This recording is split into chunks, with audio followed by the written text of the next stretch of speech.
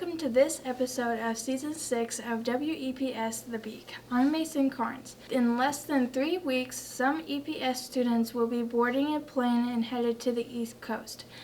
This school trip gives the students a chance to enjoy some of their time with their classmates before they start the final leg of their journey toward graduation. I had a chance to visit with some of our world travelers and their chaperones about their upcoming adventures.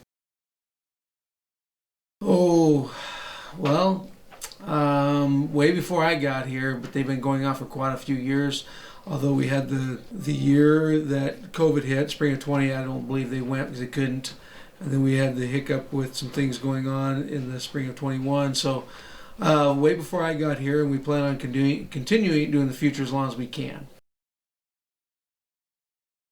It's an educational trip for the students that they can learn things outside of the classroom, and it's a trip that maybe they will never be able to do in the future by themselves, their families or what have you. It gives them an opportunity to see places they may never have the opportunity to see again. Bring nice walking shoes and make sure they're tight, because you will get blisters if you do not. Having our flight canceled, so we had to stay a couple extra days and figuring out how to deal with that. Well, they take my class, and a lot of things they learn about in my class you can learn even more about in DC and New York, and you can see all the cool sights and start to actually put, your experiences towards what you learn. Going to the Holocaust Museum in Washington, D.C., all of it was really fun, but that was my favorite part. So a couple of things that they plan on doing is they're going to go down and help clean up at the Homestead downtown in the library area. They're going to pick up after volleyball, football, basketball games. They will work concession stands all next school year.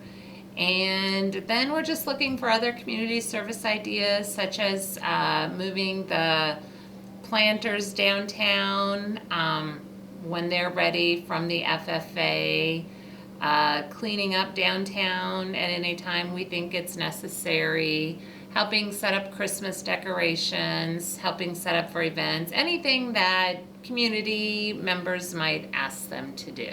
We did a lot of things for community service. We helped set up the Bolorama pens, helped set up for the steak feed in the park that one of the community clubs was doing. And then a big one was working in the concession stand and cleaning up in the stands after volleyball, basketball games here in the gym.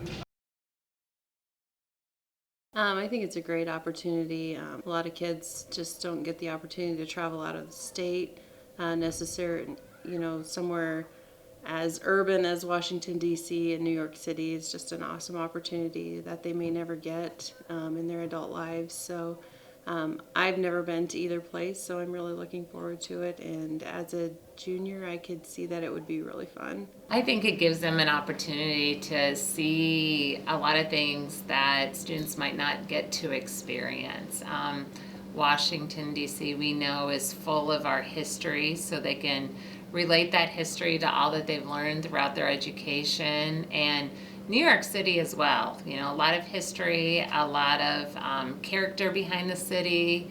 Not a lot of people will just necessarily go there on their own because they don't know how to maybe maneuver the city. So I just think in general it's a great opportunity for them to see something they might not take the time to do later in life. So I think it'll be really beneficial for them to see all of the places that they talk about in American history and in civics and government, and be able to actually see those places instead of it just being out of a textbook.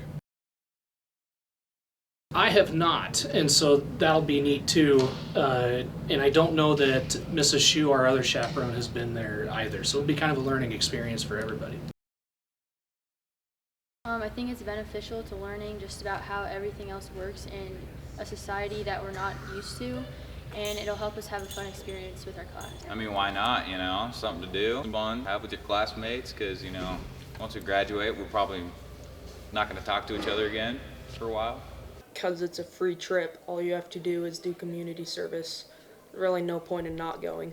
It would just be a good experience for them, and they'd be able to see new things and explore and more opportunities. Like, if somebody's not sure about staying in Nebraska, they have more insight on different places to go and different options. I think students should go on this trip because they get to see landmarks in towns that they may not ever be able to see again. It's a great experience to see what everyone else does and just see a different scenery for once. We helped take down like the Christmas things off the light pole, and we helped clean up the garden and the library. I helped ref flag football, and I kept score clock, and then cleaned up the gym here. Oh, well, I picked up this amazing gym.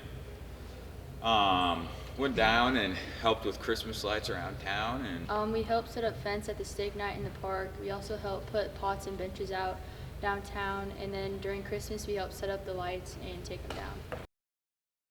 I've heard the air is not clean there, and it always smells terrible, and the amount of people.